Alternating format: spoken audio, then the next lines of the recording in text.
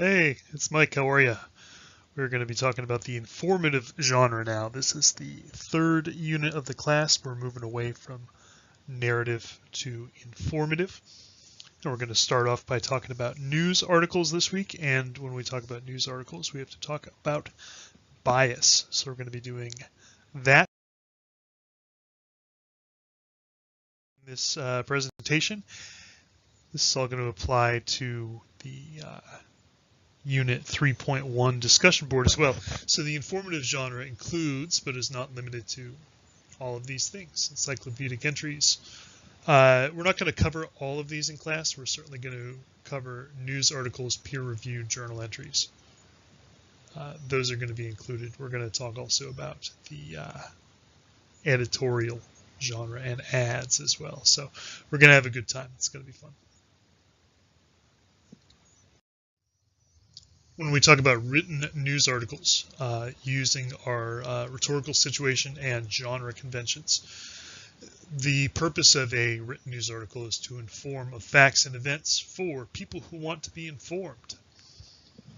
Typically, the rhetorical appeals involved are ethos and logos, right? We're using our credibility and our facts to establish the content of news articles. Certainly pathos is part of TMZ and pages like that, sort of celebrity gossip, which then opens up the question of what exactly constitutes news. We're not going to get into that too much here, but just something to keep in mind. Things that masquerade as news aren't always news. Written news articles are written, text-based, and they're presented through print or digital, though we could make the argument that scripts are written for audio and video news articles as well, but we're not going to parse too much, so we're going to stick to print and digital media.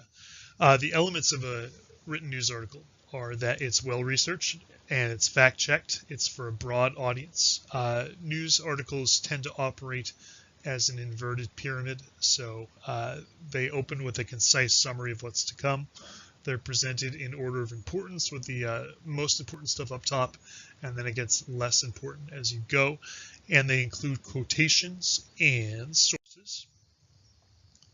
In terms of elements of design, they have attention-getting headlines and leads. Right, the most famous one that's talked about in your textbook is headless body in topless bar. You definitely want to read that article if you see it. There's a byline, which means that you see the author's name. In terms of design in a newspaper, there's chunking. What I'm talking about there is that they give you the first bit and then you have to turn to page A7 to continue reading. That's what chunking is. And then we also have images that are included often, not always, but often. The style of a written news article is supposed to be neutral and objective. It's supposed to present both sides, and it's supposed to be straightforward. It's supposed to give you enough detail so you understand, but not so much detail that you're bogged down. So when we start doing peer-reviewed articles next week, you're going to see that those are a little bit less straightforward. So this is the style of a news article, which of course leads us to a discussion of bias. Bias is manipulation of words to render the desired effect, or it's favoring one point of view over the others. So when you read a news article, you have to ask yourself, what's the fundamental piece of information being presented, and is there an easier or less insinuating way to express that same piece of information? Right. So often we look at paired articles and we see what happens with these. Couple more terms to keep in mind. If something is charged, if the vocabulary is charged, it's filled with excitement or tension or emotion. So you can look at the way that verb selection happens and whether the verbs are charged. Instead of just said, sometimes people howl or spit or scream. You know what I'm saying? So like that charging the verbs, charging words, changes the tone. The tone is the general attitude communicated in a piece of writing. Ideally, the tone is going to be neutral. It's just going to present things objectively.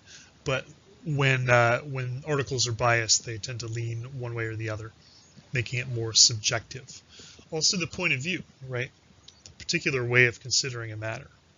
Right? If you're presenting an article as a fan of something, then you have a specific point of view rather than the neutral, objective point of view. Sometimes things are implied, so they're not obviously stated.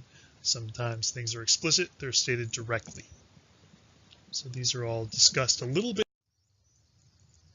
The other thing to consider is these four ways of bias. There's bias by omission, in which a news article leaves out facts that they don't think are true or don't like, right? Or you're omitting perspective.